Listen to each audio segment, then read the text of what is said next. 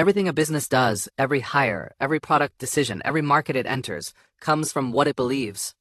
That's what this topic is about. 3 things feed into that: core values, core competencies, and vision plus mission statements. By the end of 1.5, you'll understand how these connect, and why a business without them is just guessing. Core values: the defining beliefs and principles that guide how a business and the people in it actually behave. Not what a company says, what it does when no one is watching. Examples: creativity, excellence, transparency, integrity. These aren't just wall posters. They guide real decisions: who gets hired, how customers are treated, whether a shortcut gets taken. And here's the personal finance connection on this slide. Individuals use core values too. When you're deciding which job to take or which company to work for, your core values are doing that work. Same framework, different scale. Core competencies: different from values. This is about capability, not belief. Core competencies are the specific skills, capabilities, and expertise that make a business better than its rivals. They drive the ability to outperform competitors and guide where the business invests its resources. Examples: innovation, customer service, communication, ethical behavior, efficiency. Apple's core competency is design and ecosystem integration. Amazon's is logistics. These aren't just strengths. They're the reason those businesses win. And again, this applies to you personally. Your core competencies, what you're actually good at, shape which educational and career paths make sense. Know what yours are. Stop. This slide trips people up on the FRQ every year. Vision and mission are not the same word. Vision statement: core values and aspirations, where we're going. The long-term picture of what the business is trying to become. Mission statement: what we do and how we achieve long-term goals. The day-to-day operational purpose. Simple test. Vision is the destination, mission is the route. What they share: both communicate to internal audiences and guide decision-making. Both inform potential customers and investors.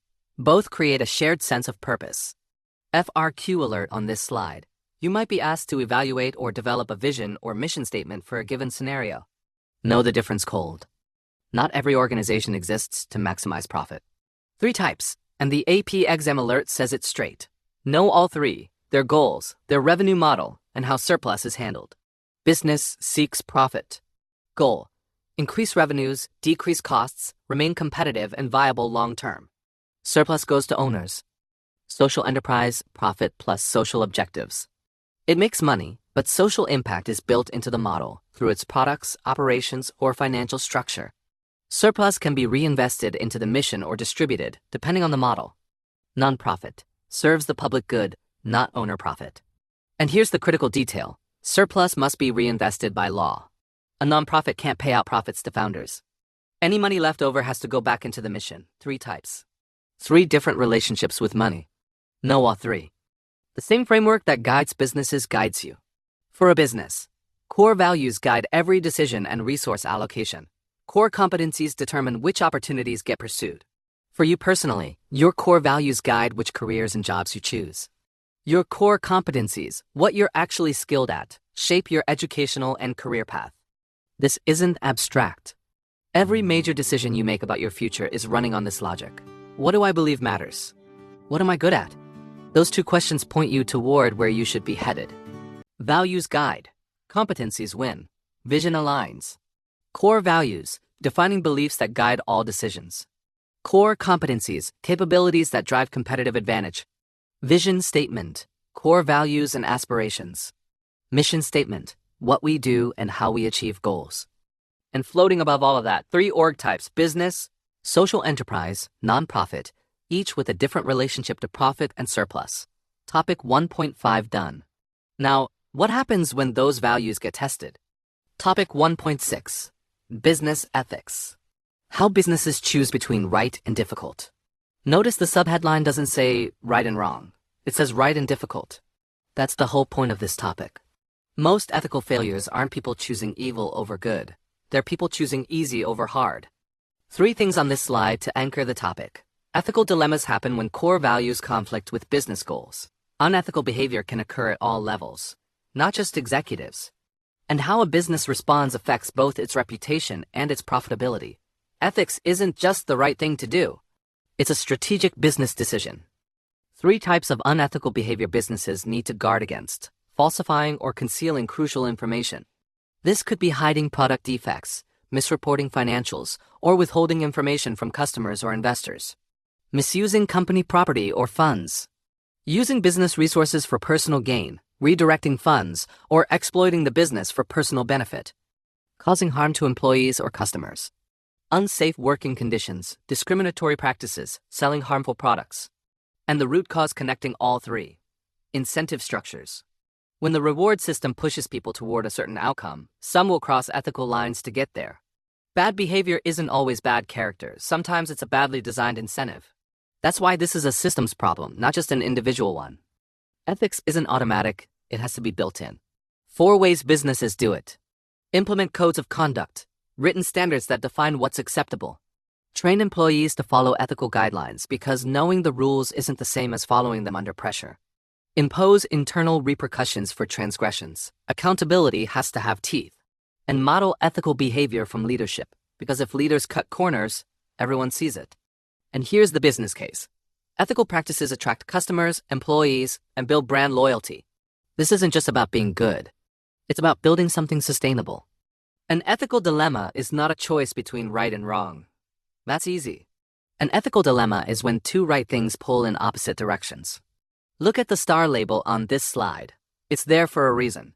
No easy answer. Both sides have legitimate weight. That's the definition. If one side clearly wins, it's not a dilemma. Example, a business values transparency, but full transparency about a product issue might destroy customer trust and tank the stock. Both sides have legitimate weight. Transparency is a genuine value. Protecting the business is a genuine goal. That's the dilemma. Core values on the tension: transparency, fairness, empathy. Business goals on the other side: profit, efficiency, competitiveness. When these collide, that's an ethical dilemma. When a business makes a decision, who gets affected? That's the stakeholder question. Internal stakeholders, owners, managers, and employees. They're directly inside the business. They shape operations and make decisions. External stakeholders, customers, government agencies, community members. They have a vested interest in what the business does, but they're not employed by it. And ethical decisions affect both. A factory closure affects employees, internal.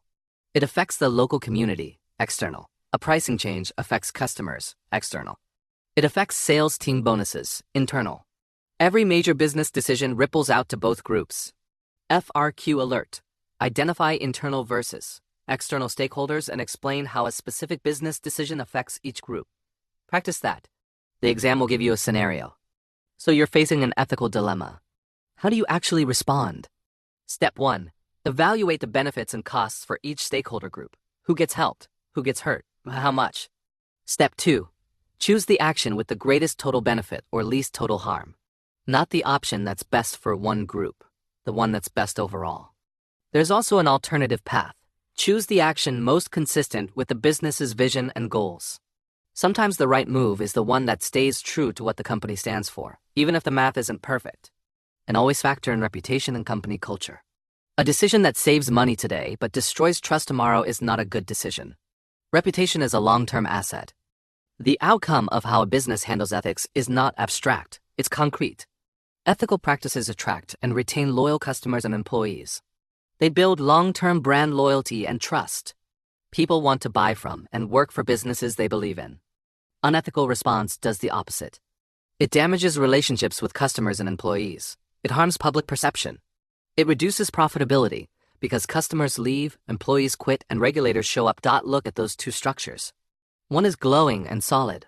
One is crumbling. That's not a metaphor. That's the actual trajectory. Ethics is a strategy, not just a moral obligation.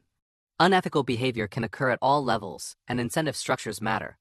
Businesses encourage ethics through codes, training, repercussions, and leadership modeling. Ethical dilemmas happen when core values conflict with business goals, and there's no easy answer. Consider all stakeholders, internal and external, when responding. And that bracket at the bottom ties it together. Ethical response protects reputation and profitability. The businesses that handle ethics well are the businesses that survive long-term. That's EP3, 2 topics. 1 through line. What a business believes determines how it behaves, and how it behaves determines whether it lasts. Hit like, subscribe, and I'll see you in EP4, the last one before Unit 1 wraps up.